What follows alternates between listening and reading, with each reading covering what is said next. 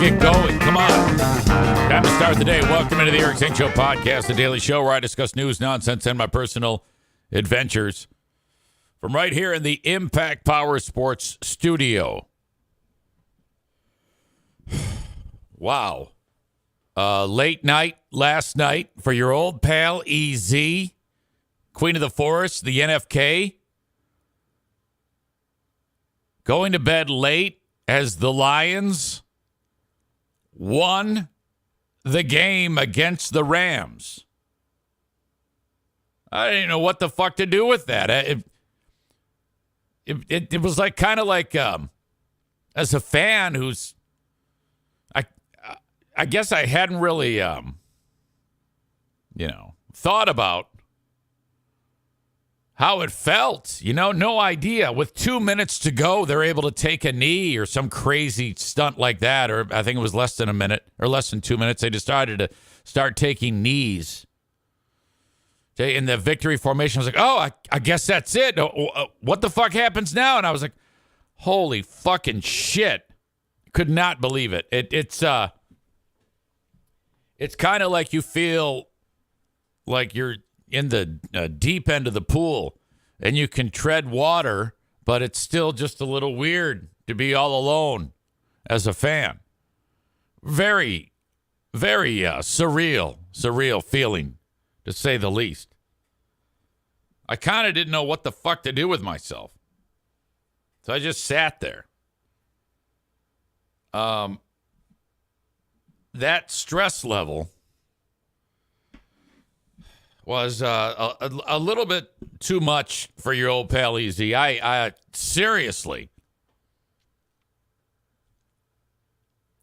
I think I might have been better off just not watching that damn thing for my own health. My God, I am just not cut out for this. If this is what it's like, God damn it, man. It's a little intense. All of that for one game. The first round. I could really use a laugher like, what the Packers did to Dallas. How about that? More on that in a second. But to be in a spot, the Lions, the final time they have the ball, they're only leading by 1 point. But if they get 2, maybe 3 first downs, they can do this, win the damn game. Now, how many times have we watched football games where a team will just keep it conservative and run up the middle, chew the clock, and let the defense kick the ball away? And then I'm glad that they decided to get aggressive and throw that pass to get the first down. And that is a gamble, because if it doesn't work, it stops the clock. So that's a huge roll of the dice. But I'm glad they did that, because they were just getting chewed up and spit out all game long by Matthew Stafford and Puka Nacua, who I had heard he had a fantastic year, and then just to see that beast play was remarkable. And you're putting the ball into the hands of Matthew Stafford, who, that guy is notorious. We've seen it where he can just march a team down the field and win the game on a last drive. And that would have been so lion-like to give the ball back to him. Ah, fucking shit. And give him an opportunity to win the game. But they threw it, and what's that receiver's name? He's really good. Amon-Ra St. Brown. Oh, my God, that guy is clutch. Absolutely clutch. So that game starts with the Lions just fucking marching right down the field, and people are like, oh, yeah, I don't know. And it always mystifies me how that can't stay. I guess the other team's going to make defensive adjustments or whatever. I don't claim to know anything about this. All I know is that early on in that game, it was just back and forth. But Stafford obviously is not going away quietly. And just to see that guy Nakua, first of all, Stafford, despite him being 35 years old, God, can that guy throw it? Holy shit, I had forgotten how good Matthew Stafford is. I mean, Jared Goff is good, but not Stafford good. And I don't know, it's, annoying at how good he is. Whenever the Lions are playing a guy, against a team that has a guy that's so damn good, God, was he fantastic in that game. And this dude, this rookie, this Nakua, all right, he gets the ball, and then you can't tackle him. And you add into the mix that the Lions' defensive secondary had a miserable game. One of the most miserable games you will see. Cam Sutton sucks. Holy shit, is he terrible. If he's not letting up big plays, he's missing tackles. He's slow. He's grabbing out of the jersey of the other team, getting a penalty. I was so pissed off at that guy. Why is he even there? Somehow, we made it through. Second half, the Lions were not effective in scoring, moving the ball, anything. But the thing is, the Rams weren't either at scoring, but they were still effective at getting close. So they're like chipping away, a field goal here, a field goal there. And I'm like, oh my God, they're down by 1 point. We've got the ball with 4.5 minutes to go. I know what's going to happen here. We're going to give the ball back to the Rams, to Stafford, with under 2 minutes to go. He's quickly going to move them down the field. They're going to line up for a field goal and take all the time off of the clock and then win it with no time left. Lions lose. Somehow that did not happen. My God. There was a moment in that game. By the way, the refs, again, were absolutely horrible. Horrible.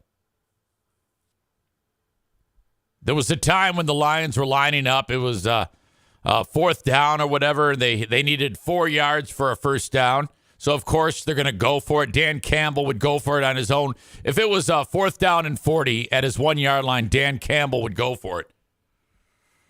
So he's lining up. All he needs is 5 yards or 4 yards. And then the Packers jump off sides. And you're like, yes, all right. Oh, no, it's a false start. And then they show the replay, and it wasn't. It's like, how the fuck can you do that? It's the simplest of calls, a false offsides. Then there was the one where Stafford, this should have been a personal foul. One guy for the Lions, I think it was Hutchinson, smashed into him. And then another guy hit him right in the head. And then he went down and his head bounced off of the turf. And I don't know if you noticed it, but his eyes rolled back in his head and his arms went up with that one pose you see when someone's brain is completely mush. Yeah, he was out. And then he got up, did the old concussion protocol. I guess it worked. And they said, oh, yeah, you're safe to go back in. That guy is so damn tough. Matthew Stafford. Playing in Detroit. We saw that many, many times with that guy. One time he had like a dislocated shoulder and he came back out on the field in his rookie year and threw a touchdown. Incredible. Everybody who's in the chat saw that. How his eyes went back in his head. I was like, oh my God, that dude is badly hurt. But yet he made it back in the game. As the time is winding down, I'm like, well, what the fuck? This just happened? We just won?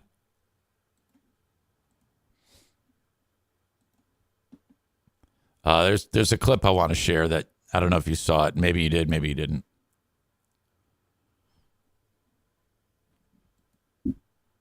Let's look at the clip as the time winds off of the clock. And to a very important place for him. This guy is bawling. He's crying. And to a very important place for him. Ah. And yeah, you see a few tears in there for those folks. Now, he might be hammered. You never know. That place was rocking. Absolutely rocking. But, my God, the Lions pull through. I was like, okay, all of this for one game. That means now that I have to do it again. I have to sit there, and I didn't move from that chair. I didn't watch any other football games. I was so GD busy. I had games of my own to do at the arena, and it worked out where I was here working last night, getting stuff ready for this week. Boring shit, and my eyes were closing. I was tired, and it's half an hour to the game time, and I literally. I had to get prepared. This is something I don't do often, where I'm like, all right, now I'm getting ready to watch. In fact, a number of the Lions games this year, I didn't necessarily avoid them, but if I had something else going on, I didn't like make an appointment and sit down and watch many games at all this year. I was always like making dinner, and it would be on my phone or something like that. But this one, there's actual preparation. Got cleaned up because I had a busy day. I put on a hoodie, and I saw on the shelf a gift that I had gotten from Pooh Bear last Christmas. It is a signed Billy Sims jersey. Terrific running back in the 1980s for the Lions. He won the Heisman Trophy at Oklahoma in 1978. When I first saw that fucker run, I was hooked on the Lions. He's been my favorite player forever. So Pooh Bear bought me a Billy Sims jersey last year. He signed it, Billy Sims, Heisman 1978. And I folded it up and put it on a shelf. Eventually, I'd like it to be in a frame. I'm one of those guys, I guess. I go, fuck that shit. I'm putting that thing on. I am putting that jersey on. And there I am. As the seconds tick down, I am guy wearing jersey. My sweet dog, O'Neill. I'm all cozy in my blanket, in my old man gear. It's snowing like crazy outside. It's below zero. And here I am. Now, people are like, oh, my God, you look like you're praying or you look like you're crying. Neither. I didn't do anything. And I didn't pray. I didn't cry. I'm like, I don't know what the fuck to do. This is massive. And I think that if by chance the Lions happen to make winning playoff games a regular thing for years and years and years, and who knows whether they will. Eventually, this type of newness and joy, I think that'll fade. I think that would fade. Like, picture like a New England fan. I think you would have the tendency to take it for granted over time. That's just the normal thing that humans do. That type of excitement. And since no one alive has really experienced any of that, it's fucking weird. Very, very weird. My God. So just kind of like taking it all in, totally in the moment. I had no idea Pooh Bear was taking those pictures. Like, oh my God, that's nice. Linda says, nope, as a former Bama fan, every time was awesome. Okay. Why do you got to ruin it? What? Why do you have to do this? What? It's over. Bama is over. We have moved on from Bama. No more Bama talk. Rich says years and years, not with Jordan Love as Green Bay's quarterback. That guy is legit. I said if. God, quit annoying me.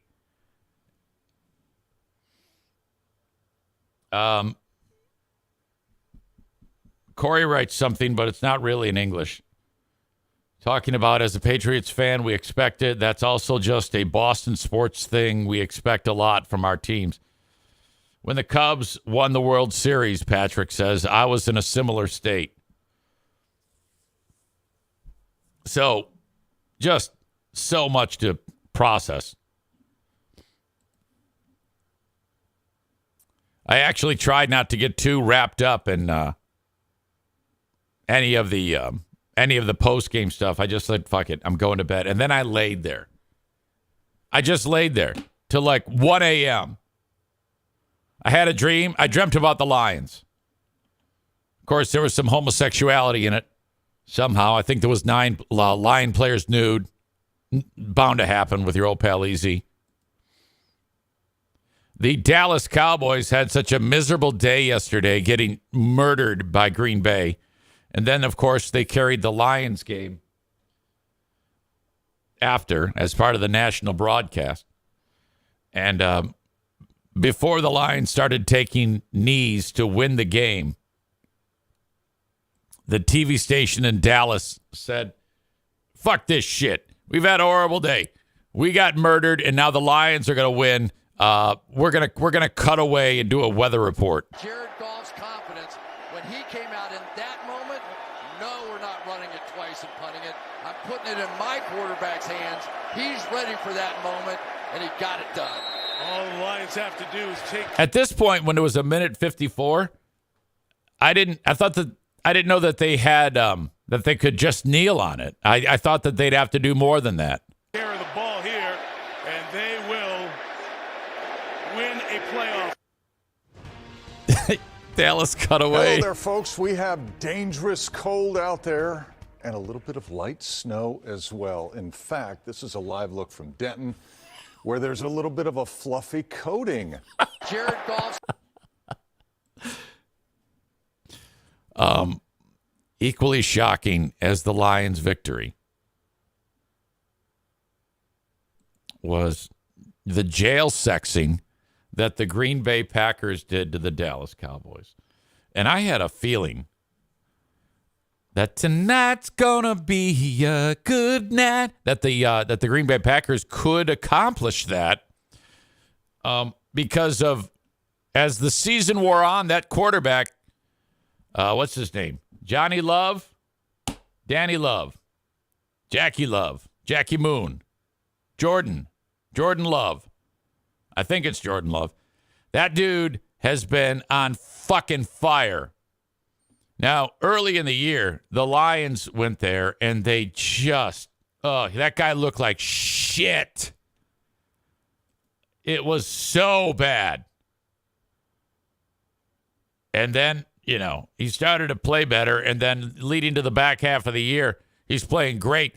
He goes to Detroit on that disaster on Thanksgiving and just thoroughly embarrasses Detroit on national TV. I was like, this fucker's for real. He's starting to annoy me now.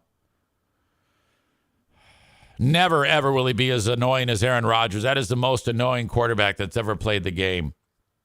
And you add on to it that he's a fucking psychopath, and I hate that guy. Stafford, I love Stafford. He was only annoying with how good he is, but I mean, Jesus. And And Jordan Love is just crazy good, and he's going to get a lot better. And he goes into Dallas and just embarrasses them. I was so happy with that. At the half, they were just, they were all over Dallas. And there was some garbage time in that game where, what's his name? Dak Prescott led the team back. But at halftime, Jimmy Johnson, who is the studio host for the TV network, this is so ridiculously unprofessional, in my opinion. He stands up there, and this is what he says into the camera, like he's in the locker room or some shit. But I'll just say this. Every single one of you, you know how hard we've worked. I don't need to have people pointing the fingers one thing or another. Why is he saying we? Okay? You get your rear end in there and you play the way you know how to play. We can win the game. We're going to open it up. We're going to go fast tempo. Open it up and go fast tempo, guys. Defense, get after Jordan Love. You can't give him that much time. You do what you're supposed to do, we'll win this game. Oh no, this is so bad. And he's not sharp anymore. You're supposed to do, we'll win this game. Now Strahan's gonna make fun of him. All right. That's got Michael fun. He's got everybody. Oh. Jones is serious. Or not Jones. Johnson is serious. Oh. You do what you're supposed to do? You win this game. Oh, my God.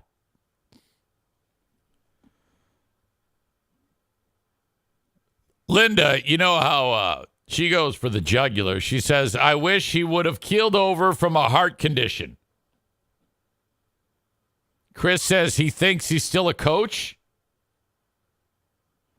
Patrick says, I don't know if it was more Green Bay or another Dallas choke job. Sean says the score wasn't close enough for the refs to get them a W. Herring MJ16, I don't know, says Jimmy needs to hang out with Jack Harbaugh. Oh, my God, absolutely. So here we sit just a handful of weeks ago. Dallas got that game handed to them with that bullshit ref activity with the Lions there and checking in, Dan Skipper, whatever the fuck, Taylor Decker, all that shit, costing them home field advantage. Well, now it doesn't fucking matter because Dallas barfed and now the Lions host another playoff game. So Green Bay will end up going to San Francisco. And if you're San Francisco, fucking shit, you don't want that. You do not want that. When you have a team that just barely snuck in and they're playing like, hey, we're just glad to be here. I felt the same way about the Rams. At one point, the Rams had 3 wins and 6 losses. And then they went on an absolute tear. So to finish 10 and 7. So I felt similarly about the Lions' opponent. You do not want to play Green Bay. The Lions, being that they've played them twice, maybe they'll have them figured out more than another team if they have that opportunity. But all I know is, I'm getting ahead of myself. Listen to me. All I know is that next Sunday at 3 p.m., the Lions will host the winner of today's Philadelphia and Tampa game. My God. And then that means same deal. Your old pal EZ will have his Billy Sims jersey on with his blanket and his dog and just sit there. Just sit there and hope that they figure it out. Clarkinator says, I loathe the Packers. You know what? I hate them less now that Aaron Rodgers is not there. All right.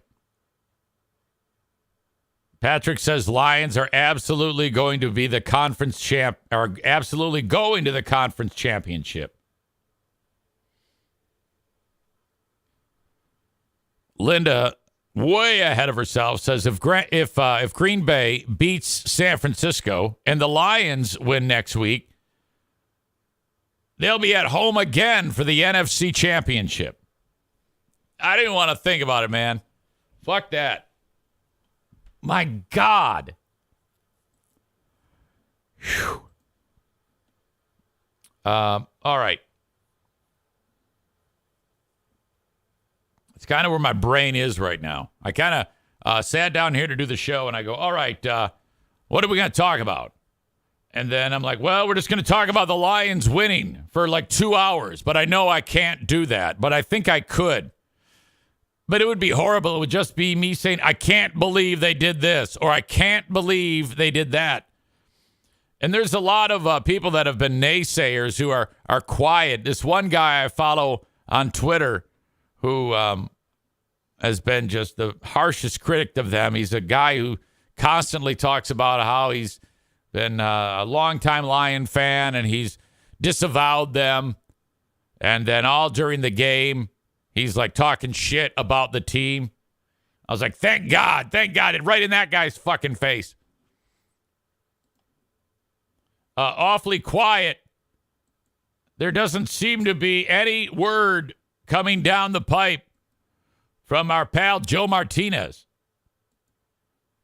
At this point in time, since they won the game, I mean, Joe was like, no, they're going to fuck it up, playoff, and now they've won. So do you root now? I mean, what position does that put you in? Are you going to be obstinate again and headstrong, or are you going to enjoy this? I'm curious. Donut Dan says, I love it. You have become Bill Simonson. You got to do an impression, please. Well, no, if I was Billy, every other word would be about a sponsor. And I like to space them out more. Bill's just like, all right, welcome to the Huge Show across Michigan. We're the only station with a huge show with huge opinions. And we're on 19 great radio stations all across Michigan. We got a statewide web address.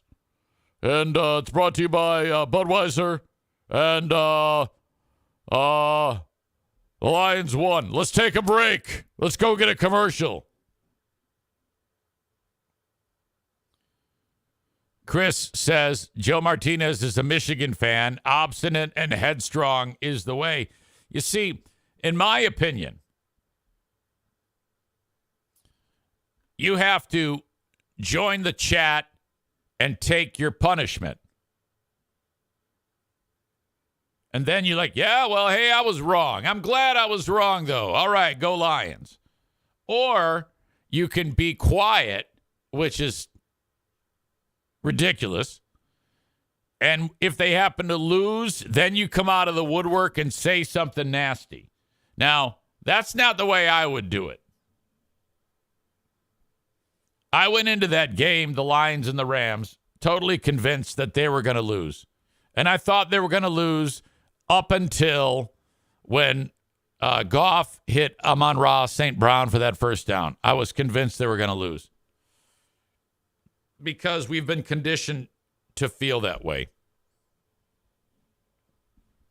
Rich says Michigan had 2 big-time players declare that they're going to the NFL next season, J.J. McCarthy and Blake Corum. How about that? That's exciting. I think there was another one, too. I forget who it was. I don't know enough, but there's he's a defensive player. That's exciting. Can you imagine that?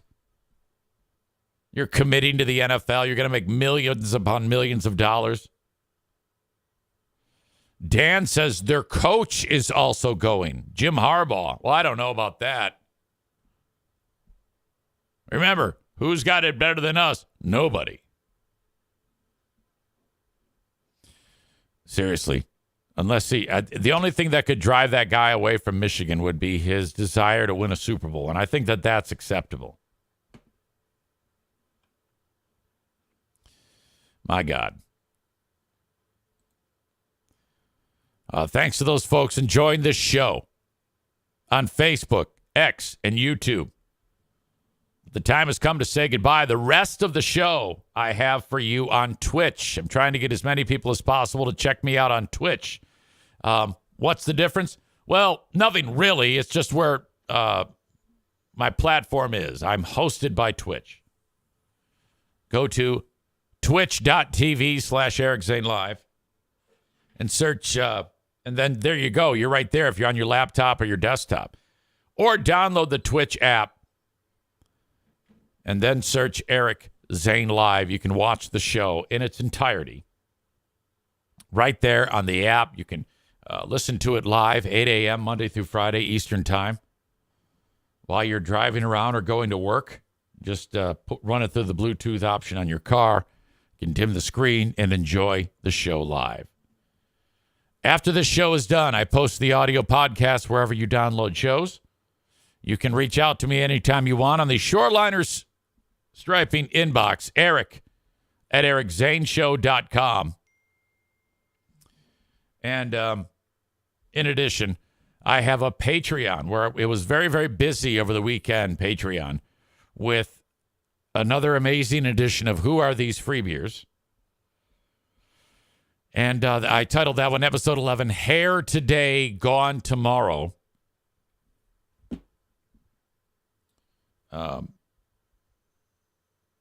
And we also did the Ben and Eric Patreon podcast. And both were incredible. We reviewed another one of Jimmy's movies, like an impromptu version of that. He has a movie that he put out called The Sculptor. And boy, it was just another horror masterpiece. Speaking of the episode called Hair Today, Gone Tomorrow, there's been some comments on the Free Beer and Hot Wings Show subreddit about our old boy's hair. Comments include, after Ben Glaze wrote, "What's up with his hair?" This person wrote, "The midlife crisis continues." This person described it as sassy. But this one's my favorite. Described as, he used to have a butt part. I don't know what that means. Now it's butt ass ugly. He looks like a balding emo hybrid. My God. Corey asks, is he spiking it now? No, you have to go to my Facebook page, and there's a picture of three of the stars on that show, along with the Who Are These Free Beers logo, and you'll get an idea of how it is. It's super long, and then he flips it over like Trump, and it I think he like puts like some product on it, so it has like this wet grease look to it. And I can't really say what I compared it to the lead singer of the guy who sings the song Safety Dance. Very, very strange looking. So that's episode 11, available Hair Today, Gone Tomorrow on my Patreon, patreon.com/Eric Zane. I had one guy named Michael reach out to me because December was rough for Who Are These Free Beers? Well, it was rough for everything on Patreon because on December 2nd, we did Who Are These Free Beers? And then we did 2 weeks in a row of Who Are These Zanes? Where we do the same type of assault on my old material. Hell, you could do that on my new material. And then we had the holidays, and I had a death of a friend that I had to go to that funeral. So we were away for quite some time. For the first time ever in more than 5 years of podcasting, I got a pseudo complaint. Some guy named Michael wrote, when is the next Who Are These Free Beers? The last episode was posted December 2nd. I signed up specifically for Who Are These Free Beers? I was like, ugh. And this is the day after we posted. So we did the live show on Saturday of Who Are These Free Beers?